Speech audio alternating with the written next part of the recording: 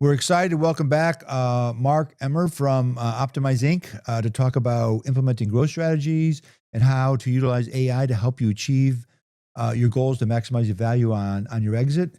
Mark, it's such an important topic. I really appreciate you coming back and look forward to our conversation today. So let's talk a little bit about today's everything we talk about, and we're dealing a lot right now with our clients. We just closed our market. And the disruptor in the room, AI, is showing up everywhere. Sophisticated buyers, whether PE firms or large strategic buyers, have invested heavily in AI. And one of the first questions they ask now is, "What are you doing with AI?" Right? We were at a conference a couple of months ago, and there was one of the probably 3 or 4 largest PE firms in the world, and they were talking about, we want to know if you're using AI, how you're using AI, how you're using AI to leapfrog your competition, and if you're not using AI, what's the detriment that your competition now has leapfrogged you? I mean, those are like 4 quick questions I just said, but they're coming up in every conversation. Well, look, AI is a force multiplier unlike anything we've ever seen. But in terms of what is the adoption of AI, I would describe it as a box of chocolates, right? We know that the studies are revealing that less than 50% of companies have adopted AI in any meaningful way. And I would suggest to you that most private companies today are just tinkering. So over the last 24 months or so, they've been playing with large language models, which is useful, don't get me wrong. But there's also a limitation to what you can just do using ChatGPT, especially if you really don't know how to use it.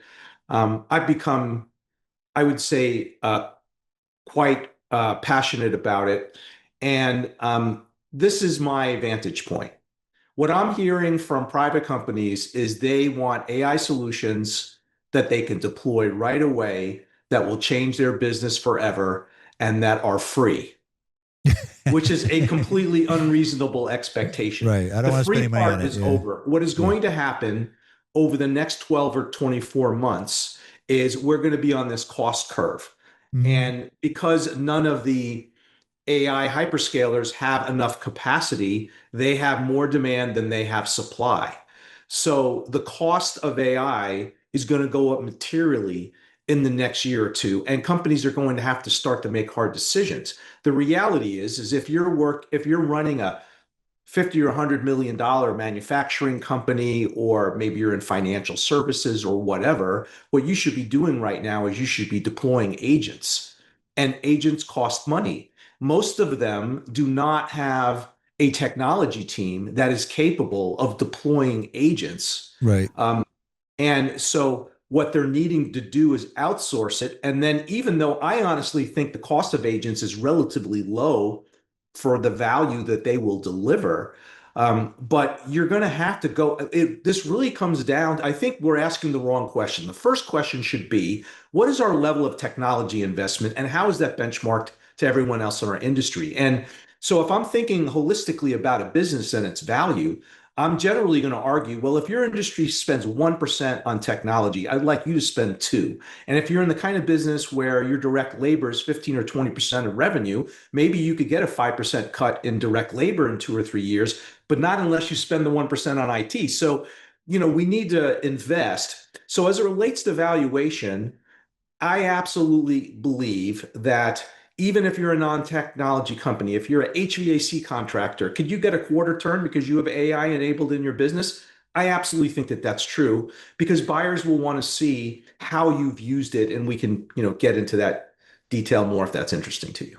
Yeah. So before we move on from that, just for our audience, a quick description of what an agent is, right? An agent is a technology that will replace a process end to end without the need of human interaction. So, say for example, in the past, you had an HR generalist and they did the employee onboarding. Right. You could easily deploy an agent to do all of those disparate activities It could be making sure the application is complete. It could be scheduling the new hire orientation, ordering the computer equipment, coming up with on-the-job training, making sure that the background check's been completed, all of those things, and then tie it up in a bow and deliver it back to the HR generalist. Note, you still need the HR generalist. It's just that that work has now been accelerated, and if you do the agent right, your quality is probably very high. So Hmm. just think of it as an automation of a workflow end to end. Got it. So, I mean, everybody's grasping with AI. So you talked about the HVAC company maybe get a quarter turn, a half turn more. I mean, technology investment. We always talked. You need to invest in your business, right, at all levels. And for every dollar you invest, if you hit your, meet your goals and objectives, there's a huge return on that, right? I mean, you maybe for every dollar you get $5 or $6 back when you sell, right, in an environment. So when you look at that, it's like, and you explain that to an owner, like one of your clients, you know, there's a I call it a fear factor. There's so much coming at people. What's holding these people back, or owners back, or CEOs back from making that investment right now? There is a lot of fear, but I think the most fear actually isn't the business owners. So the data suggests that as you go up the org chart, the adoption of AI gets greater. So it's the bottom of the org chart Yeah. that is resisting AI the most because people think they're going to be replaced, which, just as an example with the HR generalists, I'm not sure that that's true. Where people are getting replaced is at big technology companies. People are getting replaced at Google. They're not getting replaced in $50 million private companies. In fact, Right. private employment has been up over the last 2 quarters, even though the economy's been going sideways. Right. So the fear in the market, a lot of it is completely overstated. But I think as it relates to the business owners, maybe with them, it's less fear and trepidation, and it's more they just don't know what to do. Yeah, I agree with you. I was with a client the other day, and by implementing certain AI agents, so to speak, he was able to. He didn't have to go out and hire two more people, right? So he's Right. like either gonna. And he didn't like have a massive layoff. He's like a 50-person firm. I mean, most of the people in these firms, they don't just do one task. Right. From experience, running companies myself, my own company, I'm sure you as well. People, employees are doing multitasking. It's not focused on one blatant area where here's what you do and that's it. You go home. It's like it crosses multitask. Cross training's big. Everything's big.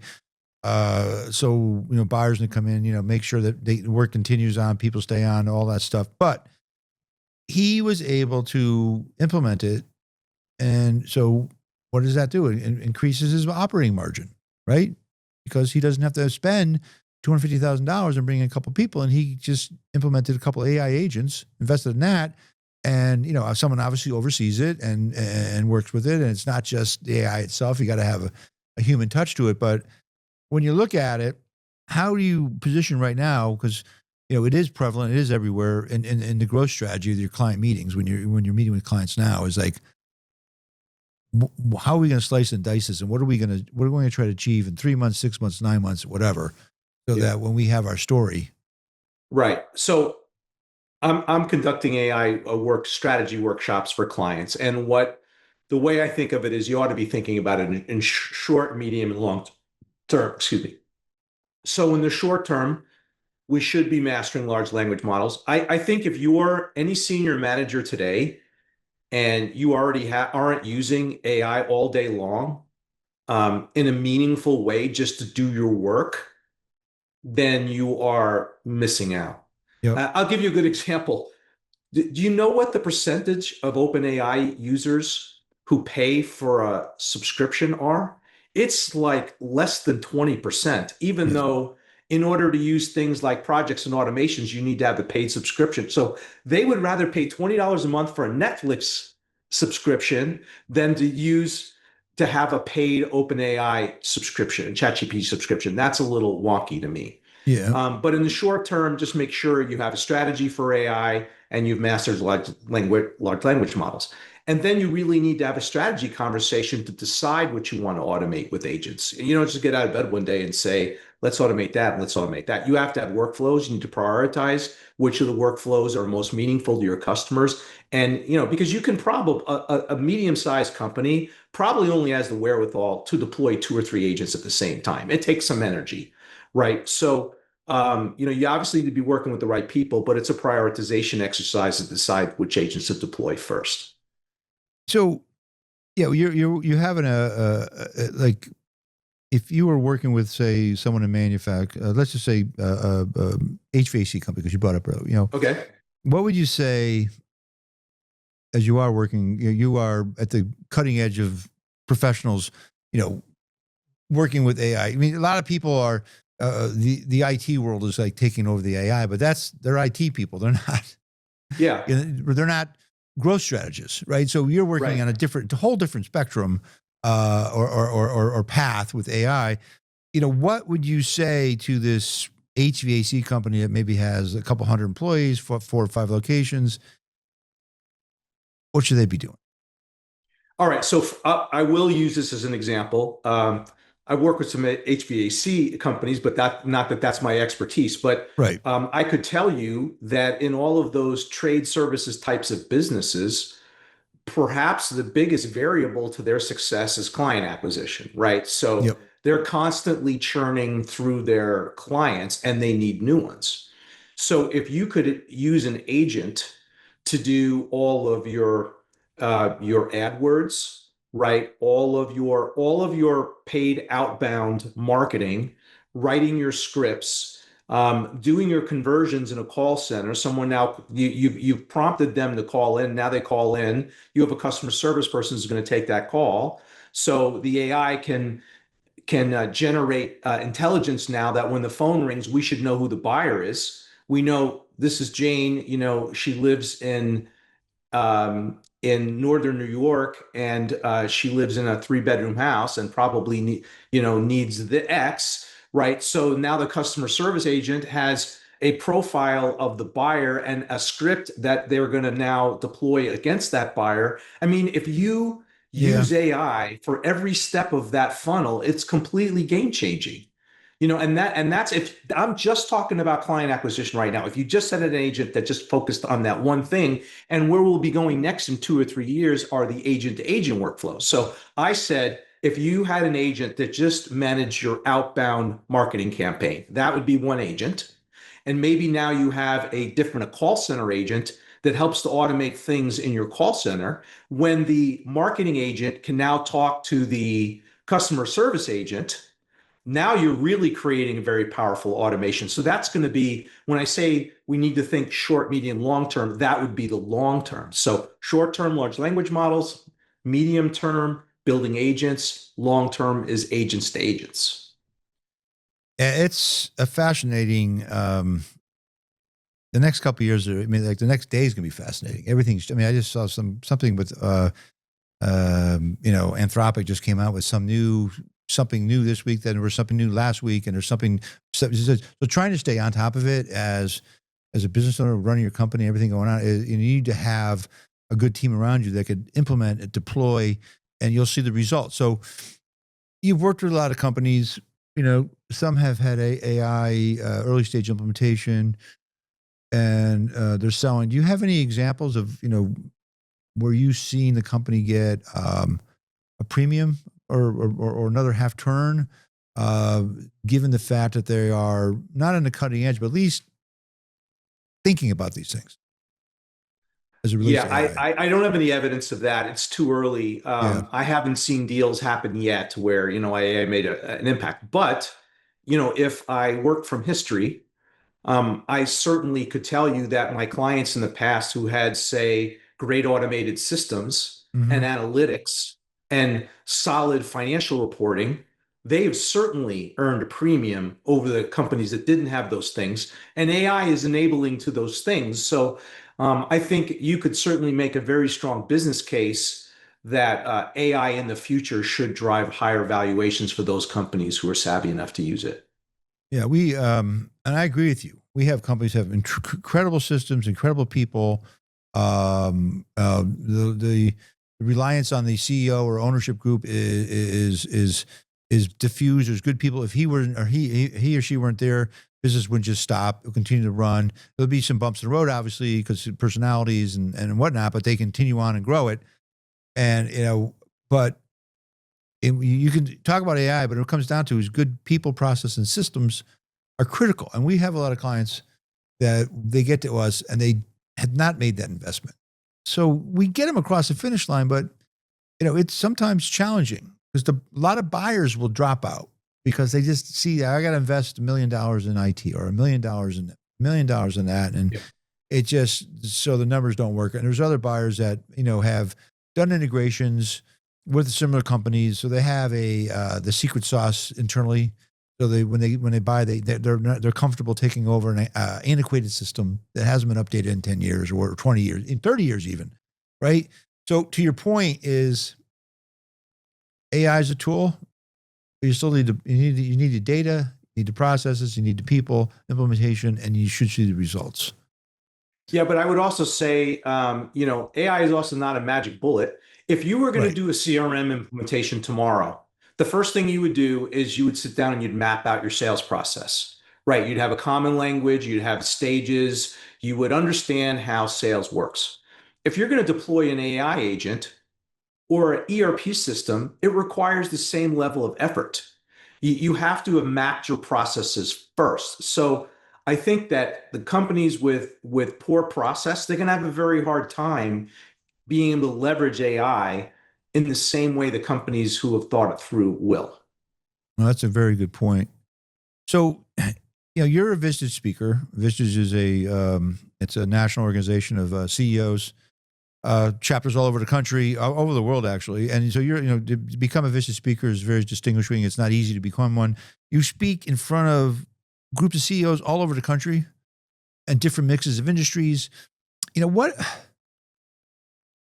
are they telling you? What are the kind of questions? What are the concernings of them right now? What are you hearing in the marketplace?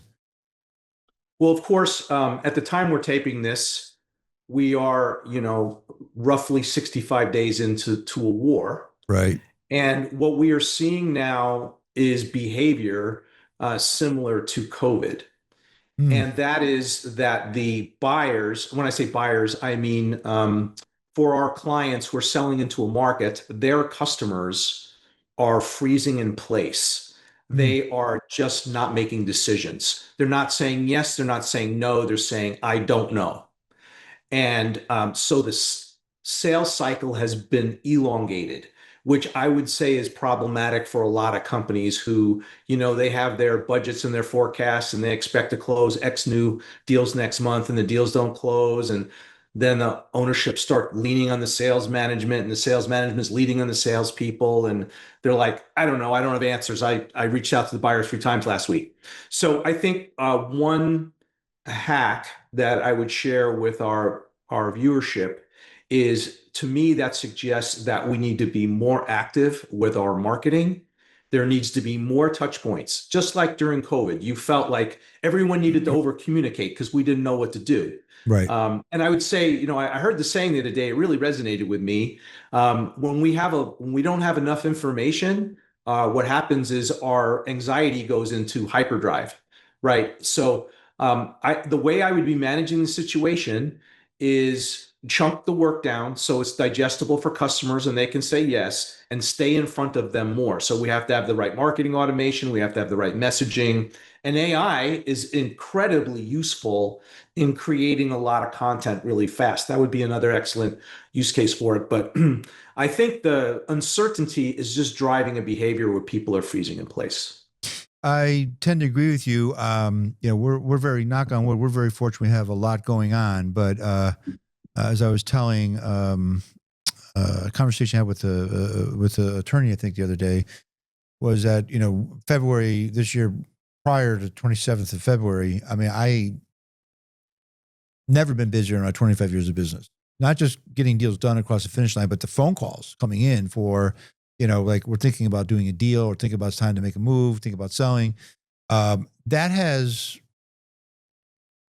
dropped down, right? And I think the reason why it's dropped down, not it's has so we signed up a couple clients in March and April. We have a few things, a very good pipeline, but those inbound calls have got back to more traditional levels for the fact that people are like, okay, I need to kind of wait and see. And I think that's relevant to where we are today. Lack of visibility, nervousness in the marketplace is not a good place to be.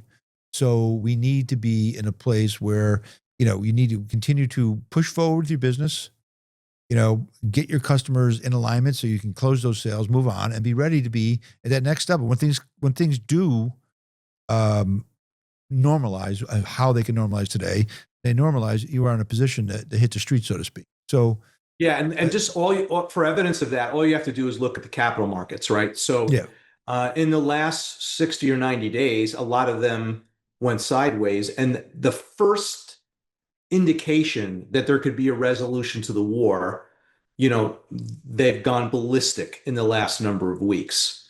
And I think there's a lot of pent-up demand in M&A. I believe that, you've had the private equity firms have had, trillions of dollars of dry powder for how many years now, right? several. And I think a lot of buyers have had some trepidation about overpaying during a time when they've perceived the cost of money to be higher, and they've been waiting for the cost of money to come down. And it feels like it's taking forever to get a couple of interest rate cuts, but I think eventually we'll get them. So I think that if sellers are just a little patient, I think here in the next number of months, the markets could really turn. It could be an excellent time to be a seller, especially if there are fewer companies on the market, so to speak. So those companies that are in a buying position are probably bracing themselves to be making those moves here in the near future. Yeah.